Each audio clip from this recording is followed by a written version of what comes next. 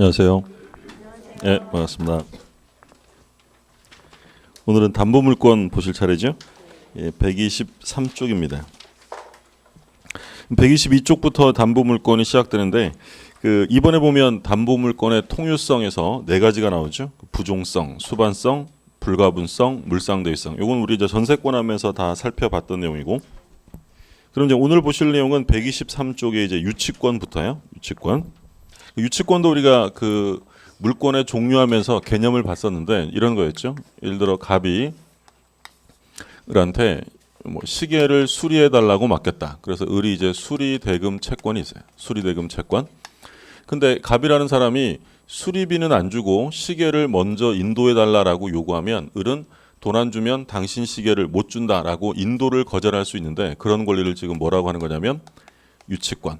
그러니까 채권의 변제가 있을 때까지 상대방의 목적물을 유치하여 인도를 거절하는 권리다. 이게 유치권이고요. 또 우리가 봤던 예가 갑이라는 사람이 을이라는 사람에게 임대차를 해줬어요. 을이 임차인입니다. 근데 임차인이 임차 도중에 여기에 비용을 썼어요. 비용이라고 하면 필요비나 유익비 이런 거죠. 그럼 임차인은 임대인에게 이 비용을 받을 수 있는데 임대인이 비용을 주지 않아요. 그럼 비용을 안 주면 당신 거 못 주겠다라고 역시 뭘 행사냐면 유치권이에요. 또는 갑이라는 사람과 을 사이에 도급 계약이 체결되었어요. 그래서 이제 이 을이라는 사람이 공사를 했어요. 갑소유 부동산에 공사를 했다면 공사대금을 받아야죠. 그런데 갑이라는 사람이 공사대금을 주지 않으면 을은 공사대금 안 주면 당신 건물 못 주겠다라고 인도를 거절한다. 이게 다 유치권이에요. 그럼 유치권은 지금 보시는 것처럼 동산, 부동산 가리지 않고 다 인정이 되는데, 일단 여기서 확인하실 점은 뭐냐면 지금 이 수리대금은 뭘 고친 거냐면 시계를 고친 거예요. 그리고 이 비용은 이 목적물에 투여된 비용이고요. 공사대금도 이 목적물을 공사하느라고 들어간 대금이에요. 그럼 유치권이 인정되기 위해서는 아무거나 막 잡고 유치권을 행사하는 것이 아니라 그 채권과 목적물하고 반드시 관련성이 있어야 돼요. 그걸 이제 우리 민법이 뭐라고 표현하냐면 목적물에 관하여 생긴 채권이라는 말을 써요. 그 목적물에 관하여 생겼다는 걸 이걸 줄여서 채권과 목적물 사이에 뭐가 있어야 한다는 거냐면 결련성이 있어야 한다. 어떤 의미인지 느낌 좀 오세요? 그럼 예를 들어서 갑이라는 사람이 나중에 찾아와가지고 뭐라고 하냐면, 아저씨 내가 오늘 시계가 꼭 필요한데 정 안 되면 내가 이거보다 더 가격이 비싼 노트북을 하나 맡길게요. 노트북 맡길 테니까 시계는 돌려주세요. 그래서 이 을이 시계를 돌려줬어요. 그럼 이제 을은 뭘 점유하기 시작했냐면 이 노트북을 점유한 거죠. 그러면 이 노트북에 대한 유치권이 인정될까 안 될까요? 노트북에 대한 유치권이 인정될 수 없다는 거예요. 왜냐하면 수리대금은 어디에 쓴 거예요? 시계에 쓴 거지 노트북하고는 아무 상관성이 없다는 거예요. 그러니까 유치권이 인정되려면 반드시 그 채권하고 목적물 사이에 관련성이 있어야 한다는 거죠. 좀 개념 봐두시고, 그럼 유치권은 넘겨주는 순간 바로 소멸되는 거예요. 대신에 담보로 노트북을 하나 잡았어요. 그럼 이건 뭐가 설정된 거로 볼 수 있을까요? 담보로 동산을 맡기는 게 뭐였어요? 질권. 네, 맞추셨어요. 질권이 설정된 거로 볼 수 있어요. 그렇죠? 질권이라는 거 우리 시험 범위는 아니지만 전당포 얘기하면서 했던 거잖아요. 근데 유치권이라는 것은 반드시 목적물하고 관련성이 있어야 한다. 그럼 교재를 한번 볼게요. 123쪽에 괄호 2번에 보면 법적 성질 이렇게 돼 있는데, 유치권은 일정한 요건을 갖추게 되는 때에는 법률상 당연히 성립하는 법정 담보 물권이다. 그러니까 지금 갑이랑 을이랑 유치권 설정 계약을 한 게 아니에요. 계약에 의한 것이 아니라 요건을 갖추면 법률에 의해서 당연히 인정되는 법정 담보 물권이다라는 거고요. 자, 한 장 넘겨보시면 이제 320조가 나오죠. 320조 제1항. 타인의 물건 또는 유가증권을 점유한 자는 그 물건이나 유가증권에 관하여 생긴 채권이 변제기에 있는 경우에는 변제를 받을 때까지 그 물건 또는 유가증권을 유치할 권리가 있다. 그래서 유치권은 법정 담보 물권이기 때문에 법률이 요건을 그대로 다 규정해요. 일단 누구 거라고 돼 있어요? 이랑 첫 단어가 타인, 자기 건 안 되는 거죠. 타인의 물건 또는 유가증권.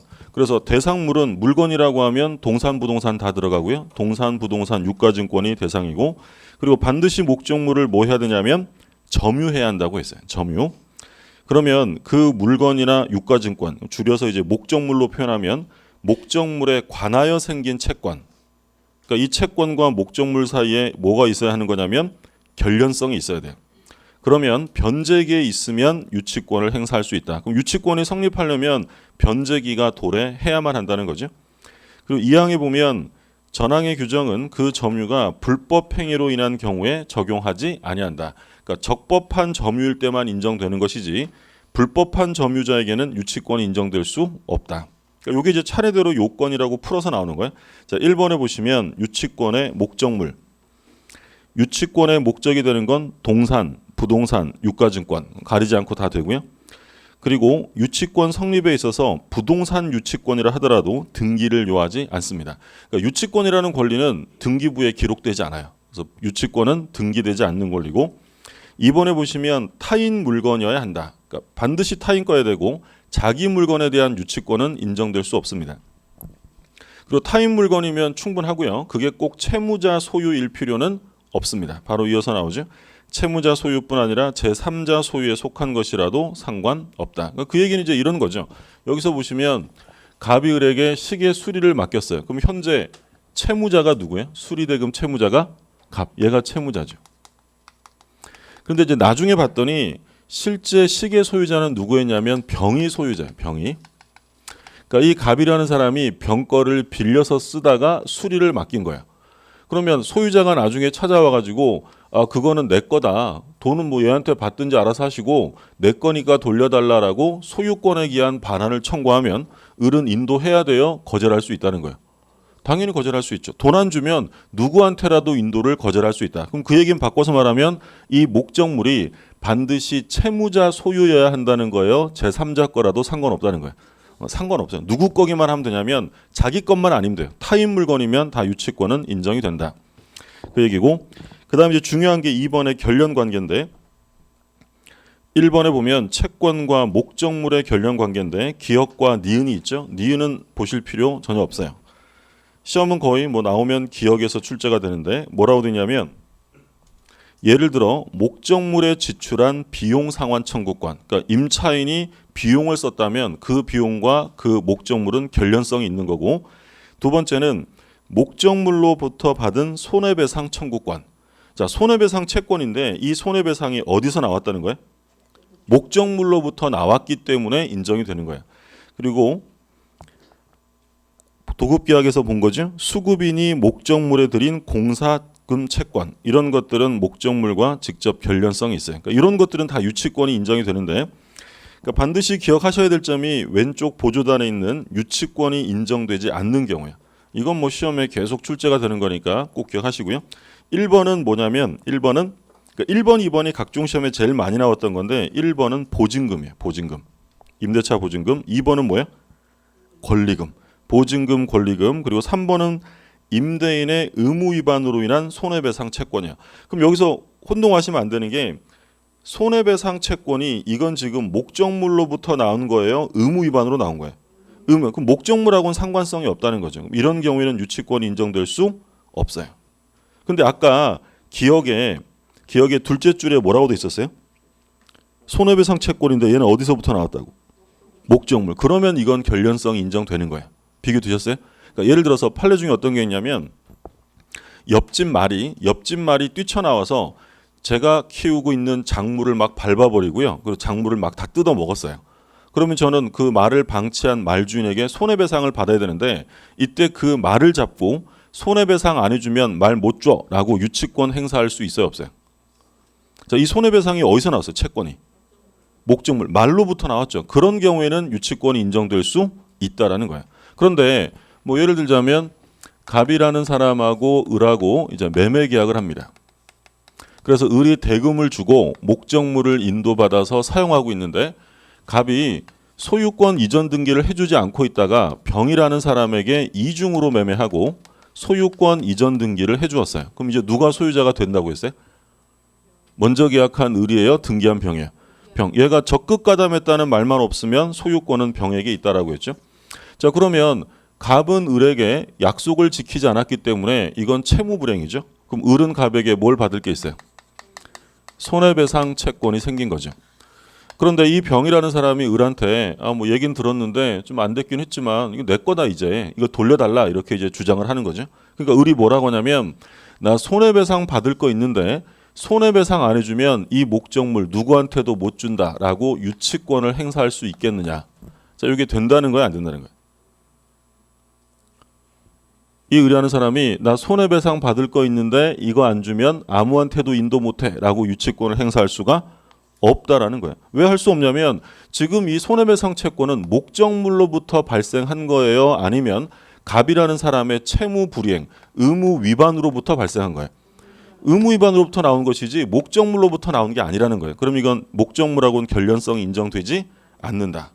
어떤 의미 이해되셨죠? 그럼 예를 들어서 제가 집에 있다가 바람이나 쐴까 마실이나 나가야지 하고 나가는데 옆집 대문이 열려 있는데 그 옆집에서 키우는 그 사나운 개가 저를 보고 뛰쳐나와서 저를 물었어요.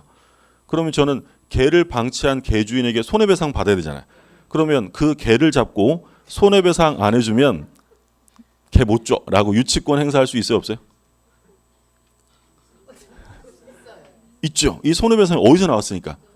개로부터 나왔잖아요. 그러니까 개나 말은 전부 다 그 목적물 자체로부터 나오는 거니까 유치권이 되는데 요건 목적물의 하자나 이런 거부터 나온 게 아니라 얘의 채무 불행으로부터 나왔기 때문에 결련성이 인정될 수 없다라는 거예요. 그래서 3번에 보시면 그 왼쪽에 3번에 보시면 의무 위반으로 인한 손해배상 이런 건 인정되지 않고요.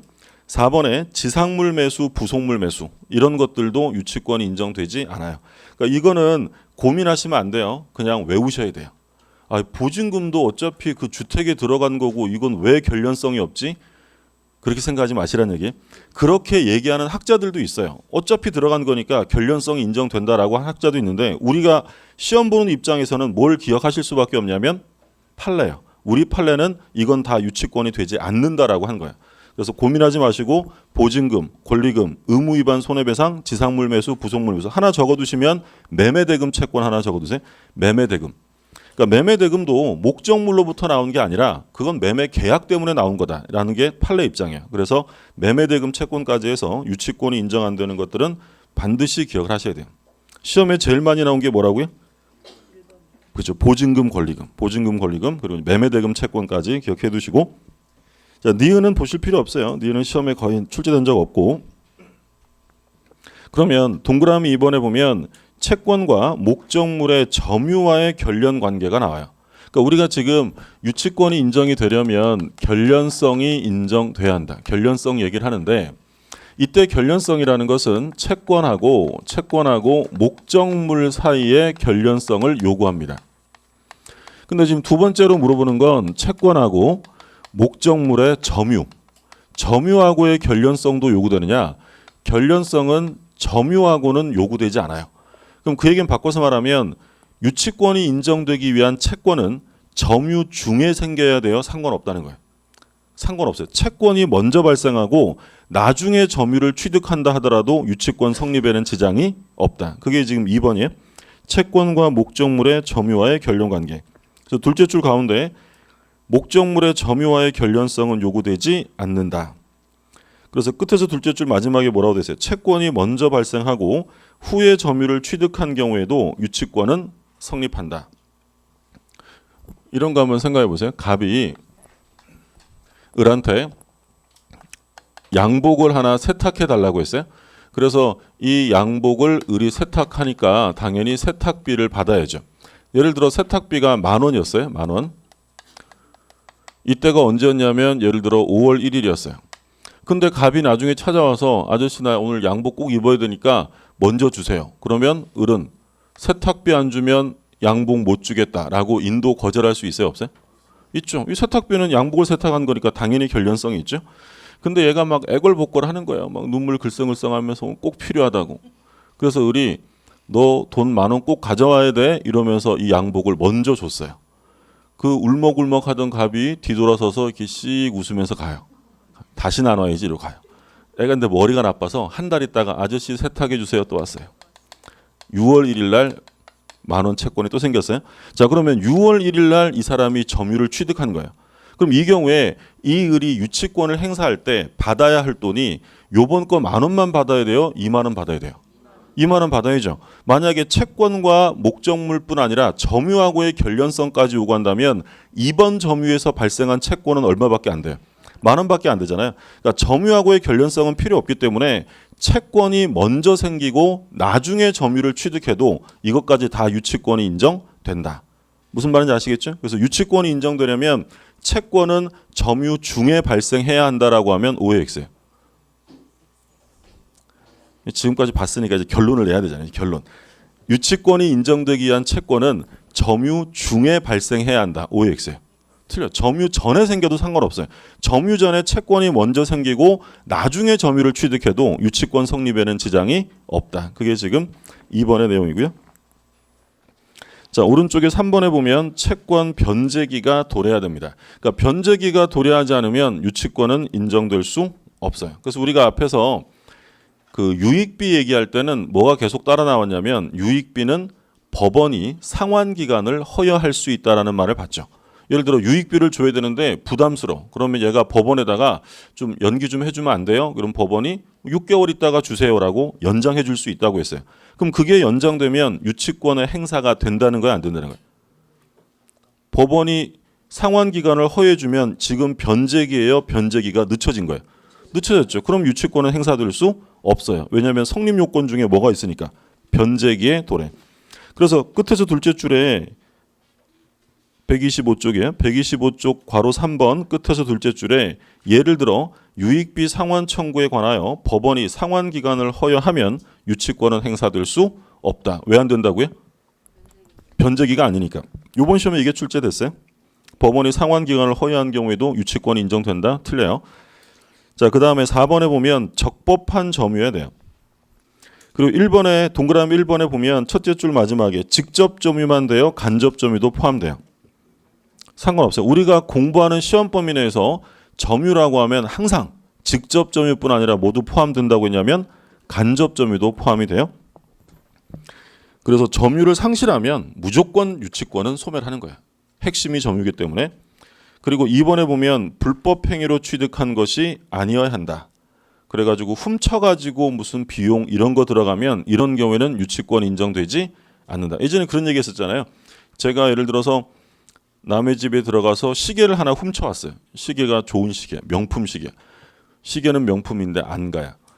고장 난 거예요. 그래서 이제 수리를 맡겼는데 좋은 시계라서 수리비가 30만 원 들어갔어요. 그래서 이제 고쳐가지고 좋다고 차고 다니다가 시계 주인한테 딱 걸렸어요. 시계 주인이 야 풀어 이럽니다. 그럼 제가 거기서 30만 원 안 주시면 못 드려요 하고 유치권을 행사할 수 있어요, 없어요? 당연히 안 되죠. 왜 안 되는 거예요? 불법 점유 중에 그렇죠? 불법 점유 중에 발생한 채권 가지고는 유치권 행사될 수 없다. 그럼 얼른 풀어 드려야죠. 그러면 풀어주고 30만 원 주세요라고 할 수 있어요, 없어요? 그건 할 수 있다고 했잖아요. 그렇죠? 그때 그 얘기하면서 얘기했던 건데 왜냐면 만약에 이 경우에 훔쳐가지고 비용을 썼다고 비용을 못 받게 하면 오히려 누가 부당이득을 취하는 거예요? 시계 주인이. 시계 주인이 도둑 맞고 오히려 30만 원을 버는 거잖아요. 그래서 부당이득 반환은 청구할 수 있지만 얘가 그거 가지고 뭘 행사할 수는 없다고요? 유치권은 안 돼요. 왜냐하면 법률에서 불법 점유 중에 발생한 건 유치권이 성립할 수 없다라고 규정을 해놨기 때문이죠. 자, 그리고 괄호 5번에 보면 유치권 배제 특약의 부존재라고 돼 있어요. 그러니까 유치권이 성립하려면 배제 특약이 존재하지 않아야 한다라는 거예요. 그러면 당사자가 약정으로 유치권을 배제하기로 특약을 했다면 유치권은 인정된다는 거예요, 안 된다는 거예요? 안 된다는 거예요. 그럼 그 얘기는 바꿔서 말하면 이 유치권에 관한 규정은 강행 규정이에요, 임의 규정이에요? 임의 규정이에요. 당사자가 약정으로 얼마든지 배제할 수 있다라는 거죠. 이게 성립 요건이에요. 그래서 첫 번째로 성립 요건 우리가 뭘 봤냐면 목적물. 자, 유치권은 목적물이 뭐였어요? 동산, 부동산, 유가증권 이게요. 그리고 반드시 누구 거야 돼요? 타인 거야 돼요. 그게 첫 번째고 그 다음에 유치권이 인정되려면 채권과 목적물 사이에 뭐가 있어야 한다고요? 결련성이 있어야 돼요. 그래서 유치권 안 되는 거 꼭 기억하시라고 한 게 뭐예요?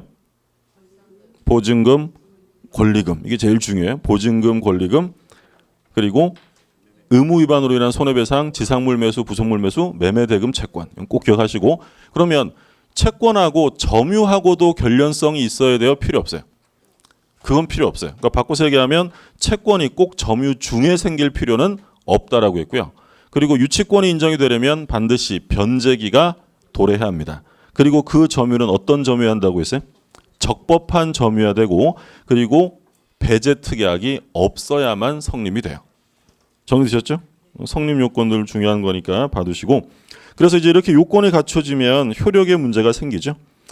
유치권자의 권리인데 가장 기본적인 권리는 인도 거절권이에요. 그러니까 유치권이라는 권리는 경매에서 우선 변제받고 이런 권리가 아니에요.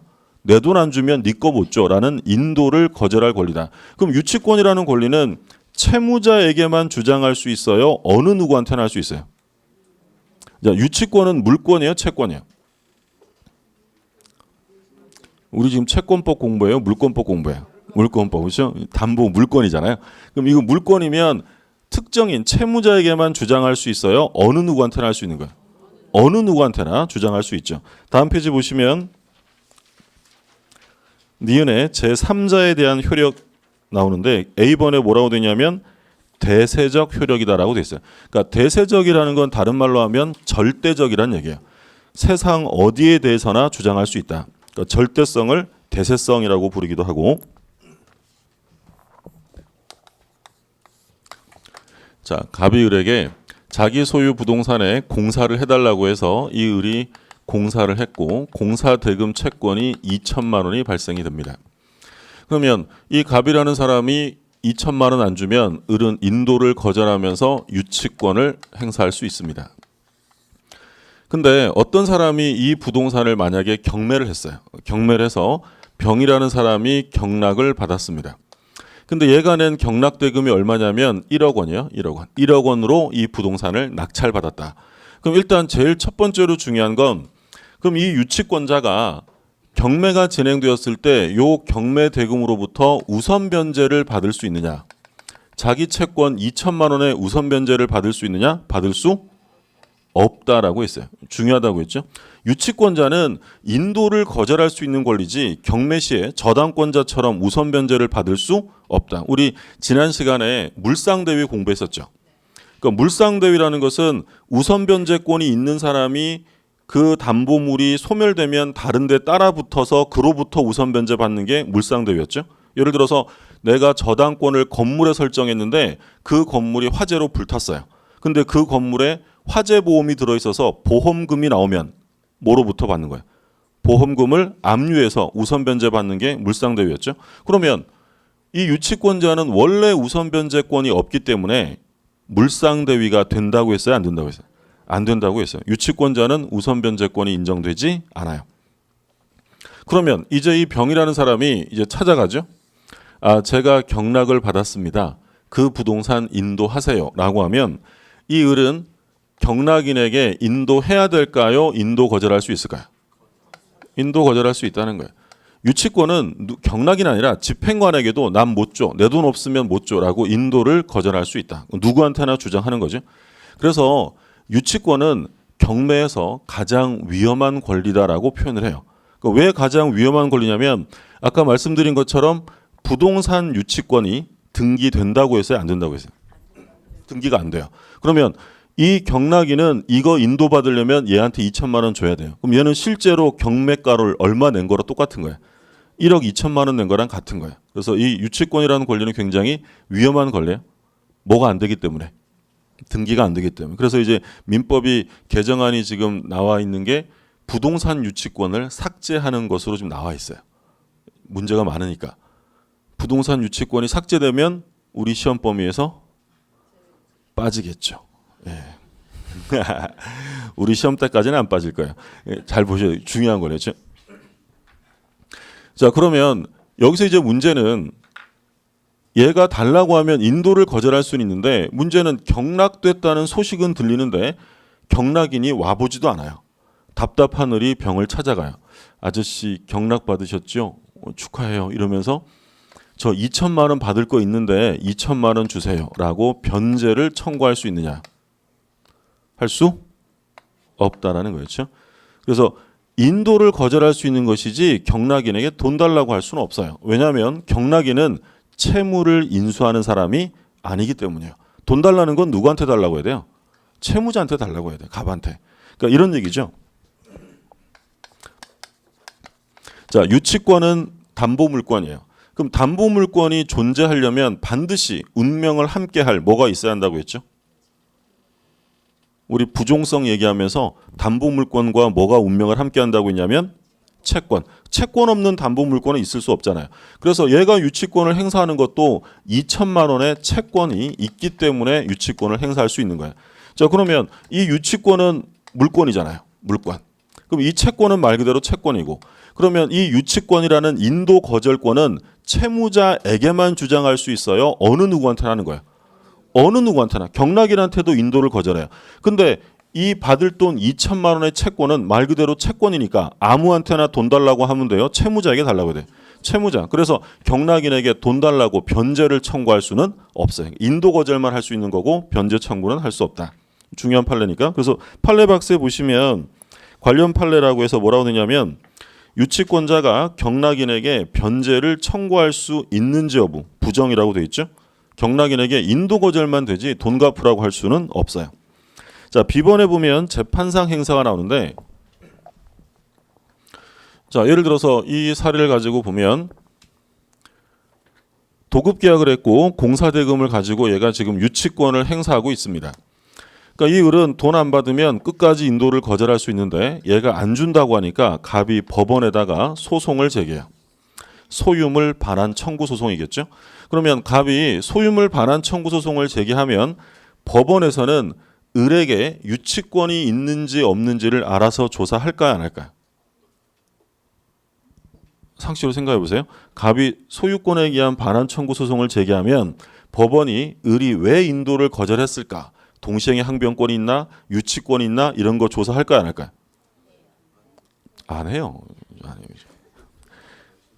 그러니까 소위 이건 뭐 시험에 안 나와요. 변론주의라는 게 있고요. 후견주의라는 게 있어요. 만약에 후견주의를 채택하게 되면 법원이 후견인처럼 다 조사를 해줘요. 근데 그렇게 하려면 법원의 인력이 장난 아니겠죠. 이것은 채택하기 어려워요. 그럼 변론주의를 채택해요. 그러면 주장하지 않으면 법원은 조사를 해줄 수가 없어요. 그러면 얘가 소유물 반환 청구 소송 제기하면 이 법원은 얘가 소송 제기한 사람이에요. 그럼 얘는 뭐라고 부를까요? 소 제기한 사람을 원고라고 하죠. 소 제기당한 사람을 피고라고 하잖아요. 그러면 원고가 소장을 법원에 접수하면 법원은 이제 어떻게 하겠어요? 피고한테 소장 부본을 송달해줘요. 소장 부본이라는 건 소장 복사해가지고 얘한테 보내는 거야. 야, 너 갑이 소송 제기했어. 그거 내놓으래. 그러면 이 의뢰하는 사람이 법원에다가 뭘 하는 거예요? 답변서를 제출하는 거예요. 내가 이러이러해서 인도를 거절하고 있다. 그러면 이 답변서 받으면 법원은 답변서 가지고 야, 을이 그러던데 얘한테 또 보내는 거예요. 그러니까 우리 뭐 TV 드라마나 영화 보면 막 변호사가 나와서 멋지게 하잖아요. 실제로 그런 거 거의 없어요. 왔다 갔다 하다가 법원이 실체 관계가 확인되면 길 잡아가지고 재판하는 거예요. 그럼 이 경우에 얘가 아무 말도 안 하는 거예요. 그럼 아무 말도 안 하면 법원은 누구 승소하고 끝낼까요? 갑, 원고 전부 승소해. 을은 갑의 소유물을 반환하라라고 판결해요. 그럼 얘는 당연히 자기에게 유치권이 있음을 뭐 해야 한다는 거예요? 직접 주장을 해야 돼요. 그러니까 다른 말로 하면 법원은 이런 상황을 직권 조사해 준다는 거예요, 안 해준다는 거예요? 해줄 수가 없어요. 법원은 중립기관이에요.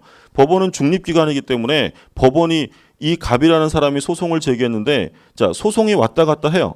그러면 이 법원은 이 을에게 증거자료 보니까 유치권이 있다는 걸 알 수 있어요, 없어요? 있죠. 그러면 야, 너 유치권자야라고 입이 근질근질해요. 말하면 돼요, 안 돼요? 안 돼요. 그렇죠. 얘가 막 폭탄 던져요, 그러면. 그렇잖아요. 법원이 누구 편을 들어줄 수는 없는 거예요. 그러니까 법원은 객관적이고 중립적이고 주장하는 것만 조사하지 원칙적으로 직권 조사를 해주질 않아요. 근데 직권 조사를 해주는 게 하나 있었어요. 기억이 안 나실 거예요. 기억이 나시면 정말 이 조국을 위해 큰 일을 하실 거고, 그죠? 예. 언제였냐면 제척 기간. 취소권의 행사 기간이 있었잖아요. 취소권의 행사 기간은 법원이 직권으로 조사해요. 그러니까 그거 아니고 다른 것들은 직권조사 안 해줘요. 그럼 이 경우에 주장을 하게 되면 법원은 어떤 판결을 하게 되냐면 상환 급부 판결, 다른 말로 하면 상환 이행 판결이다라고 말하기도 하고요. 원고 일부 승소예요. 그러니까 이건 상환 급부라는 건 뭐냐면 유치권이 인정이 되면 당신은 빨리 공사대금 주고 당신은 빨리 부동산 줘. 서로에게 넘겨주라고 파는 판결을 뭐라고 하냐면 상환급부 판결이라고 해요. 그럼 유치권에서 기억하실 점은 일단 유치권의 존재 여부를 직권조사해야 하네요? 안 해요. 직권조사 안 하고 주장을 해야 되는데 주장이 인정되면 무슨 판결한다고요? 상환급부 판결을 합니다. 우리 시험에서 상환급부 판결이 딱 2번 나와요. 자, 오늘 어디서 나왔어요? 유치권에서 나오고 그리고 계약법에 가면 동시이행의 항변권에서 한 번 더 나올 거예요. 딱 2번. 동시이행의 항변권하고 유치권. 제가 동시이행의 항변권 할 때 한번 여쭤볼게요. 딱 2번 나오는데 앞에 언제였죠? 라고 하면 뭐라고 하셔야 돼요? 유치권. 유치권에서 나와요. 자, 그래서 그 B번의 재판상 행사라고 돼 있죠. 그 마지막 뒷줄에 무슨 판결이라고 돼 있어요? 즉 상환급부 판결을 해야 한다라고 돼 있죠. 322조 제1항 유치권자는 채권의 변제를 받기 위하여 유치물을 경매할 수 있다. 자, 유치권자도 뭐 할 수 있어요? 경매할 수 있어요. 경매권이 있어요. 그런데 경매했을 때 우선 변제권은 인정되지 않습니다. 조심하세요. 그러니까 우리가 나중되면 유치권자가 우선 변제를 받을 수 없다라는 게 너무 중요하고 공부를 많이 하시니까 나중되면 유치권자는 우선 변제를 못 받으니까 경매를 청구할 수도 없다 이렇게 오해하는 경우가 있는데 경매는 할 수 있어요? 없어요? 있어요. 변제받기 위해 경매를 할 수 있는데 우선 변제를 받을 수는 없다라는 거예요. 그럼 우선 변제를 받을 수 없다는 건 바꿔서 말하면 누구랑 똑같아진다는 거예요. 일반 채권자처럼 되는 거예요. 일반 채권자처럼 배당을 받는 거죠. 안분 배당. 그 다음에 2번. 정당한 이유 있는 때에는 유치권자는 감정인의 평가에 의하여 유치물로 직접 변제 충당할 것을 법원에 청구할 수 있다. 자, 이 얘기예요. 예를 들어서 이 시계가 있는데 뭐 시계를 경매에 붙이기가 좀 그렇다. 그러면 이 시계를 자기 채권에 직접 뭐 할 수 있다고요? 충당할 수 있어요. 충당. 시계를 가지고 자기 채권으로 충당을 할 수도 있다. 자기 마음대로 하면 돼요? 법원에 청구해야 돼요? 법원에 청구해야 돼요. 법원에. 그래서 제목이 뭡니까? 이 제목이 간이 변제 충당. 그러니까 322조 조문에 경매랑 뭐라고 써 있어요? 법조문에 제목이 간이 변제 충당이라고 써 있죠. 그게 말 그대로 간편하게, 간이하게, 간편하게 변제 충당한다라는 거예요. 자기 마음대로 하면 안 되고 법원에 청구해야 되고요. 그리고 이 사실은 당연히 누구한테 먼저 알려줘야 되냐면 채무자에게 통지해야 한다. 확인하시고 자, 그다음에 오른쪽에 유치권자의 의무인데 324조 제1항 유치권자는 선량한 관리자의 주의로 유치물을 점유해야 한다. 자기 것이 아니기 때문에 어떤 주의무가 있냐면 선량한 관리자의 주의무가 있어요. 만약에 지문에 유치권자는 자기 재산과 동일한 주의무로 보관해야 한다라고 하면 오해했어요? 틀려요. 그거보다 더 고도의 주의무가 바로 뭐냐면 선관주의무예요. 선량한 관리자로서. 남의 거는 다 선관주의무가 있는 거예요.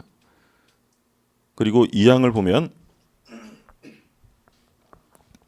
그럼 임차인은 임대인의 물건을 보관하잖아요. 임차인이 쓰는 거니까. 그럼 임차인은 자기 재산과 동일한 주의무일까요? 아니면 선량한 관리자의 주의무일까요?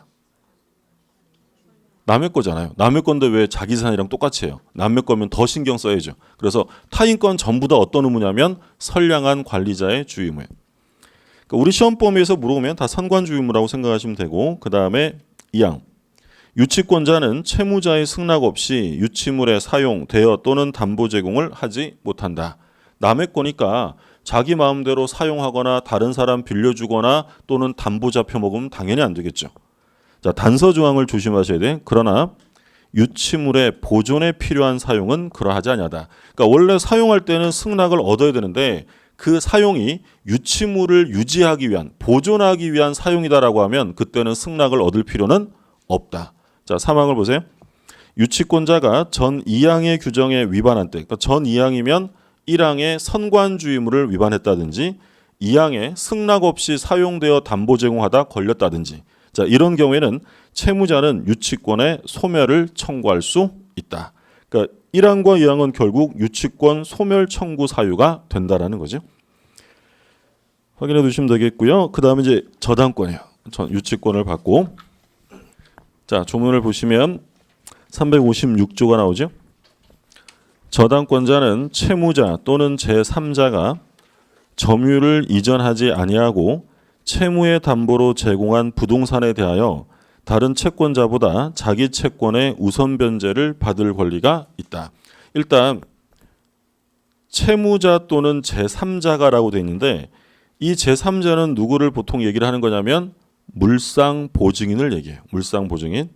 그래서 채무자와 제3자를 묶으면 얘를 뭐라고 부를 수 있냐면 저당권 설정자라고 불러요. 저당권 설정자. 항상 누가 소유자라고 했어요? 권자예요, 설정자예요? 설정자예요. 그러면 저당 잡힌 소유자는 채무자인 게 보통이지만 누가 될 수도 있다는 거예요. 물상보증인. 물상보증인이 채무자는 아니지만 채무자를 위해 자기 부동산에 저당 잡힌 사람을 말하잖아요. 그런 사람. 그리고 점유를 이전하지 아니하고라고 돼 있어요. 그러니까 저당권이 설정될 때는 설정자가 점유를 이전하지 않아요. 그러면 누가 점유를 해야 한다는 거예요? 저당권자예요, 설정자예요? 설정자예요. 그래서 설정자가 점유를 하고 저당권자는 점유를 하지 않기 때문에 저당권자에게는 물권적 청구권 중에서 뭐가 인정이 안 된다고 했죠? 반환 청구. 그래서 반환 청구가 안 되는 게 저당권이랑 뭐가 있었냐면 지역권. 지역권과 저당권은 점유를 하지 않기 때문에 반환 청구가 인정되지 않습니다. 그럼 저당권은 취득 수요할 수 있어요, 없어요? 저당권을 점유 취득 수요로 취득할 수 있어요, 없어요? 없죠. 뭘 안 하니까. 점유 취득 수요하려면 당연히 뭘 해야 돼요? 점유를 해야 되는데 저당권은 점유를 수반하지 않는 권리이기 때문에 수요 취득이 될 수 없죠. 자, 그래서 채무 담보로 제공한 부동산에 대해 다른 채권자보다 자기 채권의 우선 변제를 받을 권리가 있다. 저당권은 사용하는 권리가 아니라 그냥 우선 변제만 받는 권리예요. 자, 법정 성질이 나오죠. 우선 변제 받을 수 있고 2번에 점유를 수반하지 않습니다. 자, 저당권 성립 보면 계약의 당사자. 계약의 당사자는 누구와 누구라고 되어 있냐면 저당권자와 저당권 설정자라고 되어 있어요. 그럼 만약에 저당권 설정 계약의 당사자는 채권자와 채무자이다 라고 하면 원칙적으로 맞아요, 틀려요? 채권자와 채무자가 저당권의 당사자다라고 하면 틀리는 거예요? 왜냐하면 당사자는 저당권자와 저당권 설정자이기 때문이에요. 그 말이 그 말이냐? 달라요. 뭐가 다른 거예요? 채무자만 설정자가 되는 게 아니에요. 누구도 될 수 있는 거예요. 물상보증인도 될 수 있는 거잖아요. 그래서 저당권 설정 계약의 당사자는 정확하게 말하면 저당권자와 저당권 설정자이다라고 표현을 해야 되고, 그 말씀드린 것처럼 설정자는 채무자인 게 보통이지만 누가 될 수도 있다고 돼 있어요? 물상보증인 될 수 있다. 참고로 보시고, 그 다음에 저당권 등기해야죠. 계약에 의한 거니까 등기. 그러니까 저당권은 법정 담보라는 거예요, 약정 담보라는 거예요. 저당권은. 이건 계약이잖아요. 그럼 이건 계약에 의한 거니까 약정 담보. 아까 좀 전에 봤던 유치권은 약정 담보였어요, 법정 담보예요? 법정 담보예요. 근데 이 저당권은 당사자가 계약으로 설정하는 약정 담보고, 그러면 당연히 계약을 했으니까 뭘 해야 성립이 되는 거예요? 등기해야 돼요. 등기. 그리고 강조한 게 맨 마지막 줄에 등기는 효력 발생 요건이지 효력 존속 요건이 아니다. 그래서 만약에 저당권 등기가 불법으로 말소가 됐어요. 그럼 불법으로 말소가 되면 저당권은 소멸해요, 남아있어요? 남아있어요. 존속하는 거죠. 그래서 어떤 등기하면 된다고 했어요? 말소 회복 등기. 말소 회복 등기를 해서 살리면 되겠죠. 근데 저당권이 불법 말소가 됐어도요, 말소 회복 등기를 할 수 없는 경우가 있어요. 어떤 경우냐면 경매가 이미 실행된 경우예요. 경매가 이미 실행되면 말소 회복 등기 저당권을 왜 살릴 수 없냐면 어차피 경매가 실행되면 저당권이 존속할 수 있어요, 모두 소멸한다고 했어요. 어차피 모두 소멸할 거야.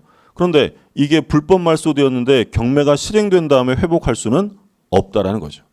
어떤 게 이제 오세요? 쉽게 생각하면 그렇잖아요. 제가 경락인이에요. 경락인인데 경락을 받을 때 저당권들은 있어도 어차피 전부 다 어떻게 되는 거예요? 소멸되는 거예요. 그럼 저는 당연히 깨끗한 권리를 취득했다고 생각할 거 아니에요. 근데 나중에 제가 경락받았는데 사실은 저당권이 불법 말소된 거니까 네 부동산에 저당권 등기하자라고 하면 누가 불측의 손해를 봐요? 경락인이 피해 볼 거 아니에요. 그래서 경매가 이미 실행돼 버리면 그때는 저당권의 말소 회복을 할 수 없다라는 거예요. 그 얘기 간단하게 나와 있고 3번 저당권의 객체. 저당권의 대상인데 저당권은 반드시 공시가 돼야 됩니다. 그래서 등기나 등록이 되지 않는 동산은 저당권의 대상이 될 수 없는 거죠. 등기 등록의 대상만 가능하다. 자, 4번 좀 조심하세요. 피담보 채권입니다. 저당권에 의해 담보될 수 있는 채권, 즉 피담보 채권은 대개가 보통은 금전 채권이지만 반드시 금전 채권에 한정되는 것은 아니다. 그러니까 보통은요, 우리가 저당권을 설정한다는 건 받을 돈이 있으니까 설정하는 거잖아요. 근데 그 채권은 반드시 금전 채권에 한정하는 것은 아니다라는 거예요. 뭐 단순한 예를 들면 예를 들어서 저요. 여러분들이 저한테 어떤 채권이 있다고 했어요? 강의해라는 강의 청구권이라는 채권이 있어요. 근데 제가 엄청 뺀질돼요. 이놈 강의 안 하고 튈지도 모르겠어요. 그래서 제가 부동산이 있는데 요 강의 청구권을 채권으로 해서 여기에 저당권을 설정할 수 있느냐? 될까 안 될까요? 요 강의 청구권을 가지고 제 부동산이 있다고 전제하면 있다면 저당권 설정할 수 있어요, 없어요? 있다는 거예요. 있다는 거죠. 그러니까 보통은 이런 돈 빌려준 금전 채권을 가지고 저당권을 설정하는데 그 채권이 꼭 금전 채권에 한정되는 건 아니에요. 인도 채권이라도 되고요. 일정한 행위 채권을 가지고도 얘가 의무를 위반했을 때를 대비해서 저당권 설정을 할 수 있어요. 근데 이제 문제는 뭐냐면 그럼 요렇게만 딱 적어 놓으면 후순위자가 겁나서 들어올 수가 없어요. 이 앞에서 얼마 받아가는지를 모르잖아요. 그러니까 비금전 채권이라도 상관없는데 이걸 등기할 때는 반드시 뭘로 표시해 줘야 될까요? 금전으로 표시를 해줘야 돼요. 계속 보세요. 둘째 줄 마지막에 피담보 채권이 금전을 목적으로 하지 아니한 채권이 되는 피담보 채권의 가액을 금전으로 산정하여 등기해야 한다. 그래서 담보되는 채권은 금전일 필요는 없어요. 비금전 채권이라도 되지만 등기할 때는 반드시 뭘로 표시하라고요? 금전으로 표시를 해주어야 한다는 거죠. 자, 그 다음에 저당권의 효력인데 중요한 내용들이 나와요. 피담보 채권의 범위입니다. 360조. 저당권은 원본, 이자, 위약금, 채무 불이행으로 인한 손해배상 및 저당권의 실행 비용을 담보한다. 자, 몇 가지가 담보돼요? 원본, 이자, 위약금, 채무 불이행으로 인한 손해배상을 줄여서 지연배상이라고 불러요. 지연배상 그리고 실행 비용을 담보해요. 5가지가 담보되고 그러나 지연배상에 대하여는 원본의 이행기일을 경고한 후에 1년분에 한하여 저당권을 행사할 수 있다. 그러니까 지연배상은 전액 담보되는 게 아니라 얼마까지만 담보가 되냐면 1년분까지만 담보가 돼요. 갑이 을에게 1억 원을 빌려준 채권자고 갑이 저당권을 설정합니다. 그럼 여기서 이제 첫 번째로 보는 게 피담보 채권의 범위인데 그 얘기는 얘가 이거를 경매하면 이 부동산으로부터 어디까지 담보가 되느냐 그 얘기인데 첫 번째는 일단 요 1억 원이 원본이잖아요. 원본. 그러면 원본이 있으면 뭐가 발생이 되겠어요? 이자가 발생이 되고 그리고 당사자 사이에 의무 위반에 대해서 미리 위약금 약정을 했다면 요 위약금도 담보가 돼요. 그리고 지연배상, 지연이자라고 부르기도 하고 그리고 제일 먼저 배당되는 게 경매 실행비용이에요. 실행비용. 여기까지 담보가 돼요. 자, 근데 조심하실 점은 여기서 이자가 일반 이자가 얼만큼 담보가 되냐면 요 이자는 무제한 담보가 돼요. 무제한. 그런데 지연이자는 무제한이 아니라 얼만큼이라고 했어요? 얘는 1년분이에요. 1년분. 그러니까 얘랑 혼동하시면 안 돼요. 저당권이 설정되었을 때 이자는 얼만큼 담보된다고요? 무제한. 그러니까 이자를 1년분에 한하여 담보한다라고 하면 틀려요. 이자는 무제한이고 지연배상을 1년분에 한해서 담보합니다. 그럼 이렇게 되는 거죠. 예를 들어서 변제기가 있어요. 변제기가 있고. 그런데 이 의뢰하는 채무자가 돈을 안 갚은 게 얼마냐면 변제기 지나고 현재 2년째 돈을 안 갚고 있어요. 그러면 얘가 경매했을 때 이 부동산에서 우선 변제를 받을 수 있는 액수가 얼마냐면 일단 원본 받죠. 원본. 이자는 얼만큼이에요? 무제한이에요. 무제한. 근데 이게 무제한이라 하더라도 변제기를 지나게 되면 일반 이자가 아니라 뭐가 되는 거예요? 지연 이자가 되죠. 이때 지연 배상은 어디까지? 요 1년까지. 그래서 갑이 경매를 실행하면 우선 변제를 받을 수 있는 건 여기까지만 우선 변제를 받는 거야. 지연 배상 얼마까지냐면 1년분. 그러면 을이 받아야 할 돈은 2년치인데 2년치를 받아야 되는데 왜 1년분까지만 우선 변제를 해주느냐? 채무자를 위해서겠어요? 다른 권리자를 위해서겠어요? 다른 권리자. 얘가 받아갈 돈이 계속 많아지면 밑에들은 받아갈 돈이 계속 줄어들잖아요. 그래서 채무자를 위해서가 아니라 다른 권리자를 위해서 지연배상은 1년분에 한정시켜요. 그럼 만약에 현재 2년치 을이 돈을 안 줬는데 채무자가 돈이 좀 생겼어요. 그래서 얘한테 돈을 갚아버리고 저당권을 말소시키려고 합니다. 그럼 얘가 채무자가 변제할 때는 지연배상 1년분만 변제하면 될까요? 전부 변제해야 될까요? 당연히 채무자는 얼마큼 갚아야 돼요? 전액 변제해야죠. 이건 채무자를 위해서가 아니에요. 이건 다른 권리자를 위해서기 때문에 채무자가 변제할 때는 당연히 전액 변제를 해야만 말소를 구할 수 있다. 이게 피담보 채권의 범위예요. 그러니까 수험상으로는 뭐만 기억하시면 되냐면 일반 이자는 얼만큼? 무제한인데 지연이자, 지연배상은 1년분에 한정한다. 자, 다음 페이지 보시면 목적물의 범위가 나와요. 목적물의 범위 358종. 저당권의 효력은 저당 부동산에 부합된 물건과 종물에 미친다. 그러나 법률의 특별한 규정 또는 설정 행위에 다른 약정이 있으면 그러하지 아니하다. 그럼 저당권의 효력이 부합물 종물에 미친다는 이 358조 규정은요. 강행 규정이라는 거예요? 임의 규정이라는 거예요? 조문을 읽어보시면 되잖아요. 저당권의 효력은 저당 부동산에 부합된 물건과 종물에 미친다. 그러나 법률의 특별한 규정 또는 설정 행위에 다른 약정이 있으면 미치지 않는다. 임의 규정이죠. 약정으로 배제할 수 있어요. 우리가 앞에서 부합 공부했잖아요. 그때 부합을 공부하면서 제가 뭐라 그러냐면 부합 자체가 독자적으로 한 문제가 나와서 보는 게 아니라 기초과정에서 부합을 보는 이유는 바로 저당권의 범위와 관련되기 때문이다라고 했어요. 그러니까 저당권의 효력은 부합물과 종물에 다 미쳐요. 근데 반대 약정이 있으면 미치지 않을 수도 있죠. 물론 다른 사람에게 대항하려면 등기해야죠. 등기하면 미치는 것에서 제외될 수 있고. 자, 359조를 보세요. 저당권의 효력은 저당 부동산에 대한 압류가 있은 후에 저당권 설정자가 그 부동산으로부터 수취한 과실 또는 수취할 수 있는 과실에 미친다. 뒷부분 보실 필요 없어요. 여기까지만 보시면 돼요. 그러면 과실은요. 원칙적으로 저당권의 효력이 미치지 않습니다. 근데 언제부터 미친다고 돼 있어요? 부동산을 압류하면 그때부터는 미친다라는 거예요. 그게 이제 목적물의 범위인데 그러니까 우리가 좀 전에 본 건 이게 경매가 되면 갑이라는 사람 입장에서 얼마를 배당받아 갈까? 요 부동산이 담보되는 채권이 어디까지냐라는 걸 보는 그게 피담보 채권의 범위고요. 두 번째 지금 보는 건 뭐냐면 얘가 경매를 실행하면 저당권의 효력이 어디까지 미치느냐. 바꿔서 말하면 어느 범위까지 경매로 넘어가느냐요. 예를 들어서 이게 토지인데 여기에 나무가 심어져 있어요. 나무. 그러면 이 저당권의 효력은 토지 저당권이 나무에 미쳐야 안 미쳐요? 미치죠. 나무는 토지에 부합되니까. 그래서 여기에 부합물이 있고요. 부합물이 있고 여기 주된 물건에 따라가는 종된 물건, 종물이 있어요.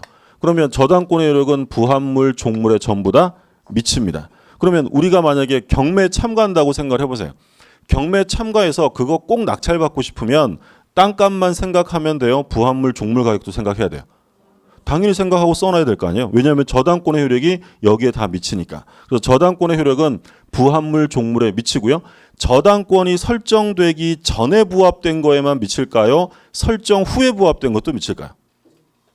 상관없어요. 부합되면 어차피 다 일체로 보기 때문에 저당권 설정 전에 부합되든 후에 부합되든 상관없고요. 근데 여기서 이제 수험생으로 좀 조심하실 점이 과실이라는 거예요. 과실. 원칙적으로 보면 과실은요. 누가 취득하는 게 원칙일까요? 저당권자예요? 설정자예요? 자, 우리 이제 과실 사용이익 같은 거 우리 과실이라고 했잖아요. 그럼 저당권자가 사용해요? 설정자가요? 설정자가. 그러면 원칙적으로 설정자가 점유 사용하니까 이로부터 발생하는 과실은 누가 취득해야 돼요? 설정자가 취득해야죠. 당연한 거 아닌가요? 그렇죠? 자, 그러면 원칙은 저당권의 효력이 과실에 미쳐요, 안 미쳐요? 안 미치죠. 그런 표정 하시면 제가 미치죠. 다시 보세요. 다시.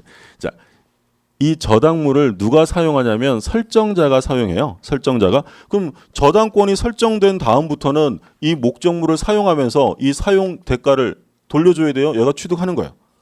취득하는 거예요. 예를 들어서 과수원 가지고 있다고 생각해 보세요. 그 과수원에다가 저당권 설정했어요. 그럼 저당권 설정하면 그 다음부터 사과 수취한 거 다 돌려주나요? 아니잖아요. 누가 당연히 쓰는 거예요. 설정자가 하는 거예요. 그럼 만약에 원칙을 관철해서 계속 설정자가 과실을 취득할 수 있다라고 하면 이 설정자 입장에서는 경매가 빨리 진행되는 게 좋을까요? 늦어지는 게 좋을까요? 당연히 늦어져야 과실을 많이 취득하겠죠. 그러니까 이 을이 경매 절차에 절대 협조하지 않아요. 쓸데없이 막 매각기일 연기 신청하고 막 이래요. 그래서 원칙은 미치지 않는데 언제부터 미친다고요? 압류를 하면 그때부터는 미치는 거예요. 그러니까 시간적으로 볼 때 이런 거죠. 부동산이 여기서 압류가 됐어요. 그러면 압류되기 전 거는 누가 취득하는 거예요? 설정자가 취득하는 거예요. 근데 얘가 아무리 질질질질 경매 절차 끌고 나갔어도 압류된 이후에 나왔던 과실은 다 토해내야 돼요. 언제부터는 미치니까. 압류. 그럼 언제 압류가 되는 거냐면 이 부동산에 경매 개시 결정 등기가 되면, 다른 말로 하면 경매 신청 등기라고 하기도 해요. 경매 개시 결정 등기가 되면 그 부동산은 압류가 돼요. 그러니까 예를 들어서 제가 경매를 신청했어요. 그럼 경매를 신청하게 되면 법원에서 이제 이게 적법한 거면 경매 넘어가야 되잖아요. 그러면 이제 경매 넘어갈 부동산에 이해관계인들이 들어오면 돼야 안 돼요? 막 경매 넘어갈 건데 임차인 들어오고 이러면 안 되잖아요. 그러니까 표시를 해줘야 되겠죠. 그래서 법원이 등기소에다가 촉탁을 해요. 이 부동산 경매 넘어갈 거니까 표시 좀 해달라. 그러면 등기관이 그 부동산 등기부에 뭘 기재한다고요? 경매 개시 결정 등기를 등기부에 기록을 해요. 그게 기록되는 순간 이 부동산은 뭐가 되는 거예요? 압류가 돼요. 그러면 경매 개시 결정 등기 이후에 들어온 사람들은 보호해줘야 안 해줘요? 해줄 수 없는 거예요. 그래서 얘가 과실을 계속 취득할 수 있지만, 바꿔서 얘기하면 저당권의 효력은 과실에는 미치지 않는 거지만 목적물을 압류하면 그때부터는 과실 취득이 돼야 안 돼요? 안 돼요. 저당권의 효력은 언제부터 미치냐면 목적물을 뭐 한 다음에 압류하면 그때부터 미쳐요. 무슨 말인지 드셨죠? 예. 경매는 임의 경매라는 게 있고요. 강제 경매라는 게 있어요. 임의 경매라는 건 말 그대로 임의적으로 하는 경매예요. 강제 경매는요? 그렇죠. 강제로 하는 경매. 차이점 뭐냐면 임의 경매는 담보권자가 하는 거예요. 저당권자 이런 사람들이 전세권자가 하는 경매를 임의 경매를 하고, 강제 경매는 누가 하는 거냐면 일반 채권자들이 하는 거예요. 그럼 일반 채권자가 강제 경매하려면 반드시 뭐가 있어야 되냐면 법원의 판결을 받아서 해야 돼요. 법원의 판결을 받아서 이 판결을 집행권으로 하는 경매를 뭐라고 하냐면 강제 경매라고 불러요. 그러니까 예를 들어서 갑이라는 사람이 부동산의 소유자예요.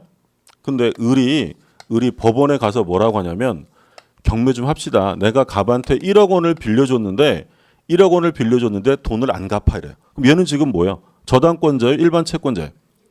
일반 채권자예요? 차용증만 받아둔 일반 채권자예요. 그럼 일반 채권자가 법원에 가서 내가 진짜 돈 빌려줬거든요. 갑부동산 경매합시다 이러면 이 법원에서 당신을 믿습니다 라고 하면서 이 집 경매로 날릴까요?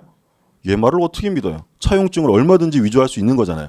그러면 이런 일반 채권자는 경매하려면 법원에다가 먼저 대여금 반환 청구 소송을 제기해야 돼요. 그래서 법원이 이 을이 채권이 있다는 걸 뭐 해준다는 거예요? 판결해 주는 거예요. 그러면 이제 얘는 채권자임이 확실해졌잖아요. 그럼 요거 가지고 경매 신청하는 걸 무슨 경매라고 한다고요? 강제 경매예요. 그런데 저당권자는 등기부에 이미 다 뭐가 돼 있어요? 저당권 등기가 돼 있죠. 공적 정보에 나와 있는 거 아니에요? 그러면 이 저당권자는 저당권이 있다는 걸 인정해 주는 거예요. 그럼 얘는 법원 판결을 거쳐요. 저당권 가지고 경매하는 거예요. 저당권. 이런 경매를 뭐라고 한다고요? 임의경매라고 하는 거예요. 임의경매랑 강제경매 그런 차이가 있어요. 그럼 어찌되었든 임의경매든 강제경매든 경매 넘어가면 그 부동산에 새로운 이해관계인 들어오면 안 되잖아요. 그러니까 법원이 촉탁해서 등기소에서 뭐 한다고요? 경매 개시 결정 등기를 하는데 요게 등기되는 순간 그 부동산은 압류가 되는 거예요. 그렇죠? 절차 확인해 두시고 그 다음에 130쪽의 밑에 365조가 나오는데 365조부터 좀 쉬었다가 보시죠.